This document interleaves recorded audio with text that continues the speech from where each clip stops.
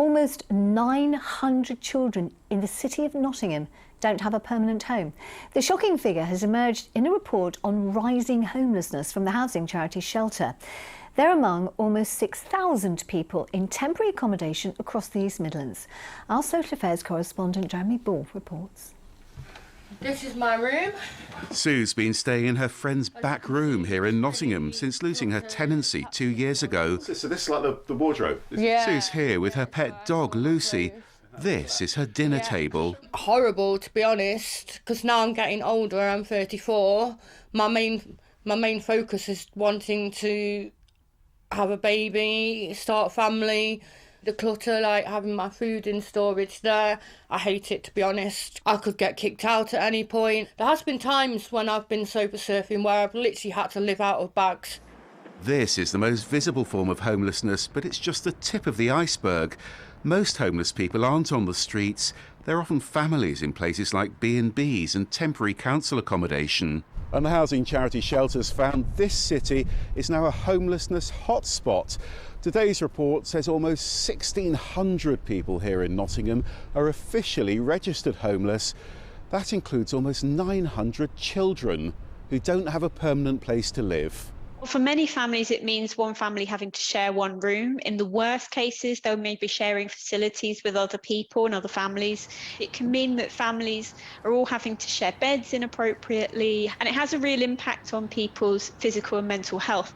For some, there's short-term help at Frameworks, New Albion Hostel in Sneinton. Flats for homeless people who need support with anything from domestic violence to disability. Nida was offered a place here after she was rushed to hospital last year. Nida lost most of her sight overnight. That meant she couldn't afford to pay the rent. I lost my job, I lost my home, I lost everything. There was another patient that I befriended, so I stayed for 3 weeks at her place. Here I'm happy. I'm safe. I don't want to leave. There are no homes for people to move into. There's a severe shortage of council housing due to housing being sold off. There isn't the private rented properties available, especially not in the price range for people on low incomes. And so people are bedlocked and there's nowhere for people to go. That's why Sue's living like this too. She's getting help from Emmanuel House in Nottingham, and Sue's about to start a job that could finally make renting affordable. Jeremy's here with me now. Why's Nottingham got so many homeless people then? Really interesting questions. A couple of really big issues in Nottingham. First of all, renting's more common in the city than anywhere else in this region. And the council says it's seeing a worrying rise in no-fault evictions as that demand drives up prices that private tenants simply can't afford.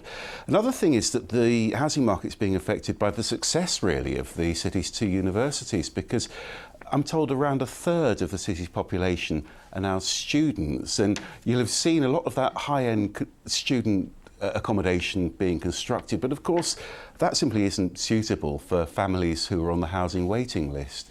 What's the city doing about it? Well, a few things. First of all, temporary homes. They're using around 500 of those. They're using over 100 B&Bs at the moment. They're actually building 200 new council houses each year. The problem is that simply isn't enough to keep pace with demand, as so many people buy their council houses under right to buy.